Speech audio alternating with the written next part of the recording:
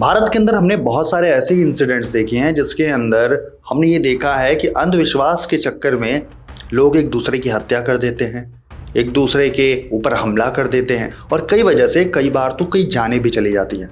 आज की ये कहानी कुछ इसी तरीके की होने वाली है, लेकिन ये कहानी हमारे भारत की नहीं है। ये कहानी पूरी तरीके से अंधविश्वास के एक ऐसे फेर के बारे में है जिसके चारों ओर घेर करके अंधविश्वास में पड़ करके एक शाही परिवार के एक सदस्य की जान ले ली जाती है और इस तरीके से जान ली जाती है कि फिर उसके बाद पुलिस को भी इन सब का खुलासा करने में काफ़ी मशक्क़त करनी पड़ती है।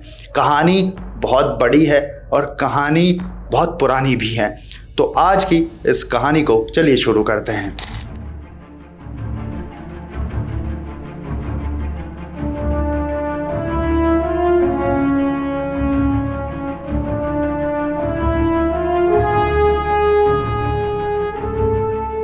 बात है साल 2002 की। मलेशिया जब हम देश के बारे में बात करते हैं तो दुनिया में ऐसे कई सारे देश हैं जो कि डेमोक्रेटिक हैं। ऑलमोस्ट अब तो डेमोक्रेसी पूरी दुनिया के अंदर ही आ चुकी है, लेकिन कुछ देश साथ साथ में ऐसे भी है जहाँ पे राजतंत्र आज भी चल रहा है, जहाँ पे राजाओं को वही पुराने समय की तरह नियुक्त किया जाता है। राजतंत्र वाली प्रणाली भी है। मलेशिया वैदिक देश है जहाँ पे राजतंत्र के साथ साथ डेमोक्रेसी भी है, यानी कि वहाँ पे प्रधानमंत्री राष्ट्रपति भी बनते हैं और वहाँ पे देश का एक राजा भी होता है। हाँ, उसके पास कुछ ज़्यादा राइट्स नहीं होते हैं, लेकिन राजतंत्र जो शासन प्रणाली है उसको जारी रखते हुए उन्होंने इस व्यवस्था को वहाँ पर जारी रखा हुआ है। तो जिस इंसिडेंट के बारे में हम बात कर रहे हैं उसके ऊपर चलने से पहले थोड़ी सी चीज़ें मैं आपको ब्रीफ कर देता हूँ। सबसे पहले मलेशिया की आबादी तकरीबन 35 करोड़ है।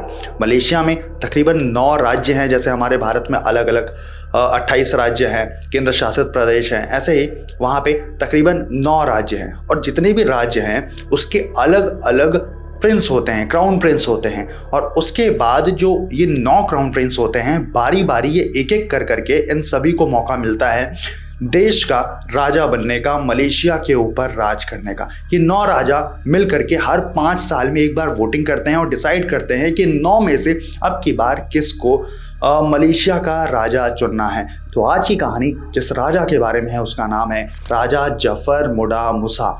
राजा जफर साल 2002 की मैं बात बता रहा हूँ, एक लड़की के प्यार में पड़ जाते हैं। उस दौरान उनकी ऑलरेडी एक शादी हुई थी।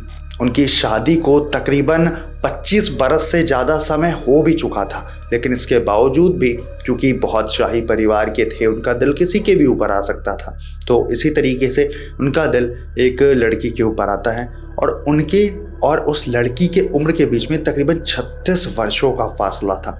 लेकिन राजा जी उस लड़की को अपने दिल की बात बताते हैं, अपने प्यार का इजहार करते हैं। तो लड़की भी थोड़ा सोचती है, विचार करती है। अगर लड़की की बात करें तो उनका नाम हसले जहाँ था और हसले जहाँ एक मॉडल थी, एक्ट्रेस थी और बेहद खूबसूरत थी। राजा उनके ऊपर अपना प्यार न्यौछावर करने के लिए तैयार थी। हसले जहाँ ने देखा कि भाई राजा परिवार का, शाही परिवार का एक शख्स जो कि इस समय क्राउन प्रिंस है और आने वाले समय में वो मलेशिया का राजा भी बन सकता है, वो मेरे ऊपर जान लुटाने को तैयार है, तो मुझे क्या दिक्कत है, मैं भी इससे शादी कर लेती हूँ। दोनों मिलकर के साल 2002 में थाईलैंड में शादी करते हैं, हनीमून मनाते हैं और उसके बाद अपने जीवन यापन की प्रक्रिया को ये लोग शुरू करते हैं। लेकिन असली चीज़ तो अभी होना बाकी था। दरअसल अब दोनों ही रानियां एक ही महल में एक साथ रहना शुरू हो चुकी थी। नई रानी जिनका नाम हसले जहाँ मैंने आपको बताया और पुरानी रानी जिनका नाम गुडामुर था, अब दोनों एक साथ एक ही हवेली में रहा करती थी। अब यहाँ से क्लैशेस शुरू होती हैं। जब से हसले जहाँ हवेली में आई थी तब से गुडामुर का कहना था कि हवेली में बहुत अजीब सी हरकतें होना शुरू हो चुकी हैं। हसले जहाँ के ऊपर उन्होंने कई बार आरोप लगाया। गुडामुर ने बताया कि उनकी तबीयत अब से ख़राब रहनी शुरू हो गई है। उनको ऐसा लगता है कि रात में उनको अजीब से सपने आते हैं।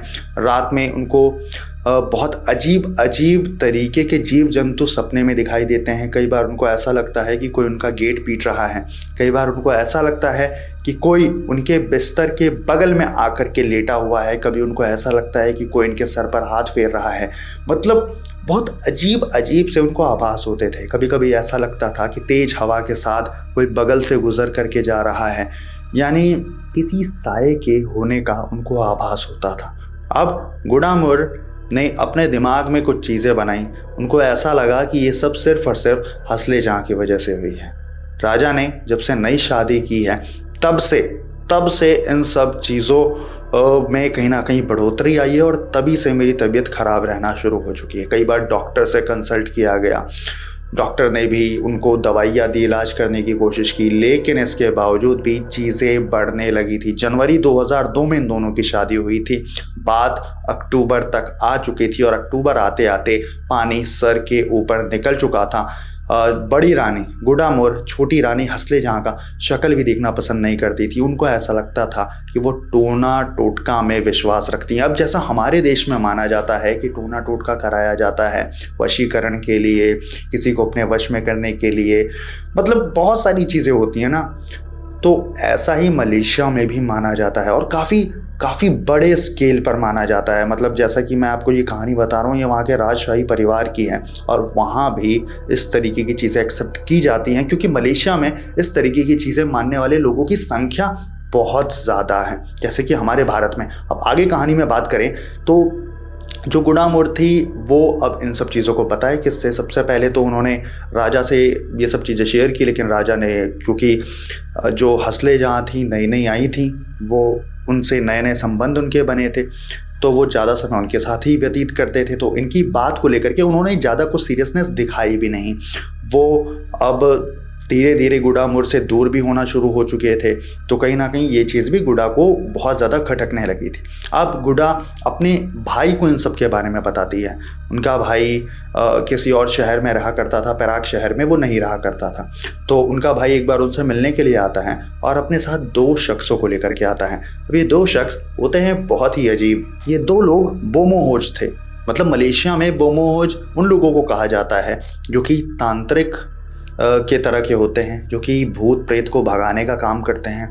और उन दोनों को लेकर के उनका भाई महल में आता है और उनको एक टाइप से सेवादार बना करके लाता है और उनको कहता है कि दीदी अब से ये इसी महल में रहेंगे और ये आपकी सेवा करेंगे, ये आपकी देख रेख करेंगे। अब चूँकि उनको पता था कि ये दोनों किस लिए आए हैं और उनका काम क्या है, गुडामुर ने भी उनको वहाँ पे रहने की इजाज़त दे दी और उनको उनका काम भी अच्छे तरीके से समझा दिया। अब उनका काम ये था कि भाई साहब काला जादू किया जा रहा है, किसकी तरफ से? हंसले जहाँ की तरफ से, उसको रोका जाए और गुडामुर और राजा के बीच में जो रिश्ते पुराने समय में थे, पहले थे, और वैसे ही रिश्ते एक बार फिर से कायम किया जाए।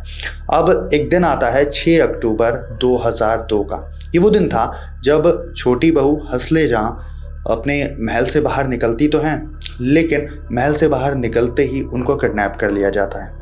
जिस गाड़ी से उनको किडनैप किया जाता है उसी गाड़ी से उनको लेकर के भी जाया जाता है, लेकिन कुछ समय बाद ही वो गाड़ी एकदम लुप्त सी हो जाती है, लापता हो जाती है।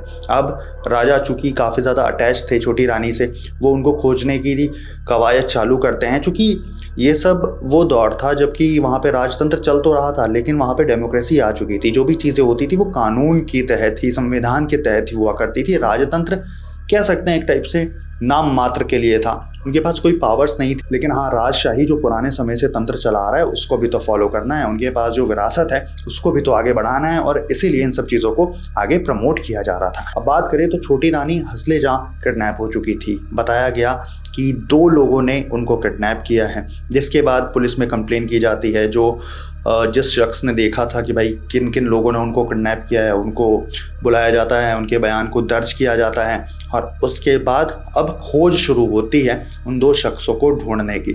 तो कुछ दिन बाद पता चलता है कि पेराक शहर के ही एक बहुत ही सुंदर वहाँ पे एक टूरिस्ट प्लेस है, लेक है, एक हाइटेड एरिया पे, एक हिली एरिया पे, उस लेक के पास से एक गाड़ी बरामद हुई है और गाड़ी के अंदर बहुत ज़्यादा खून के छींटे, बाल टूटे हुए पड़े हुए हैं, नाखून पड़े हुए हैं। अब ये सब देख के पुलिस थोड़ी सी सन्न होती है। थोड़ा आसपास में खोजा जाता है तो पता चलता है कि उसी लेक के पास एक पेड़ के ऊपर एक लाश टंगी हुई है। उस लाश की शक्ल को बहुत बुरी तरीके से बिगाड़ा गया है। इतना समझ आ रहा था कि वो किसी महिला की लाश है, लेकिन इससे ज़्यादा वहाँ पे कुछ भी पता नहीं चल रहा था। उसके बाद जब पहचान कराई जाती, तफ्तीश कराई जाती है तो पता चलता है कि वो छोटी रानी हंसले जहाँ की ही लाश थी, उनका ही वो शव था। अब खोज शुरू होती है उन शख्सों की जिन्होंने उनको किया था किडनैप। ढूंढ के निकाला जाता है और वो 2 शख्स कोई और नहीं थे बल्कि ये वही दोनों बोमोहोश थे जिनको बड़ी महारानी के भाई लेकर के आए थे। अब उन दोनों को पुलिस के सामने हाजिर किया जाता है, पकड़ा जाता है। थोड़ी सख्ती से जब उनसे पूछताछ की जाती है तो वो दोनों बता देते हैं कि भाई ये जो हमने जो भी चीज़ें की हैं ये हमने बड़ी महारानी के कहने पे की हैं। उन्होंने ही हमको कहा था कि ये जो भी चीज़ें हो रही हैं इनको रोकना है और इसीलिए हमने इस तरीके का स्टेप उठाया। अब मामला बढ़ चुका था, मतलब राजशाही परिवार की बड़ी महारानी के ऊपर छोटी महारानी के खून करने का आरोप लगाया जा रहा था। तो अब पुलिस पहले महाराजा के पास, पहले क्राउन प्रिंस के पास पहुंची कि भाई साहब ऐसी ऐसी बात है, हम इसके ऊपर क्या करें, अब आप हमको बताओ इसके ऊपर क्या एक्शन लेना है। उन्होंने कहा कि भाई कानूनी तरीके से जो भी चीज़ें तुम कर सकते हो वो करो।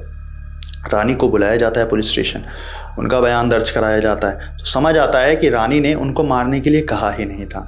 रानी ने उनको कहा था कि तुम उनको जो भी पॉसिबल तरीके हैं उससे सिर्फ और सिर्फ उनका जादू ख़त्म करवाओ, जो बुरी शक्तियाँ वो इनके ऊपर डाल रही हैं, जो डोरे डलवा रही हैं, उनको सिर्फ और सिर्फ ख़त्म कराया जाए। लेकिन उन्होंने इस चीज़ को अदरवाइज़ लिया और उसके बाद उन्होंने उनको जान से ही मार दिया। जब पुलिस ने उनसे ये चीज़ पूछी कि हाँ भाई ऐसा ही है क्या, महारानी ने तुमको तो मारने के लिए कहा ही नहीं था, तो इस पे उन दोनों ने भी कंफर्मेशन दे दी कि हाँ ऐसी ही बात है, हमने ये चीज़ खुद से की, हमने खुद से ही उनकी जान ली। अब ये सब सुनने के बाद पुलिस महारानी को तो छोड़ देती है लेकिन उन दोनों शख्स को पकड़ लेती है और उन दोनों को बाद में लाइफ टाइम इम्प्रिजनमेंट हो जाती है, यानी कि उम्र कैद की सज़ा हो जाती है। उसके बाद जो महाराज हैं वो महारानी के साथ ही आगे जीवन यापन करते हैं और आगे जाकर के महारानी की भी डेथ हो जाती है साल 2017-18 के आसपास में, बड़ी महारानी की। तो कुल मिलाकर के ये वो केस था जिसने उन दिनों मलेशिया के अंदर काफ़ी सुर्खियाँ बटोरी थी।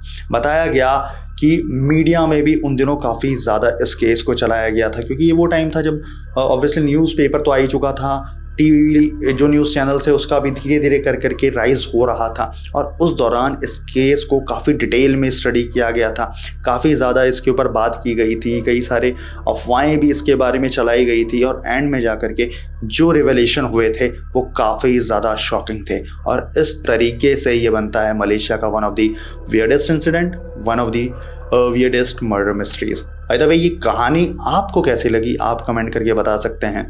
ऐसी और इंटरेस्टिंग स्टोरीज़ के लिए सब्सक्राइब करिए behind the crime by Ravi को। See you in the next story.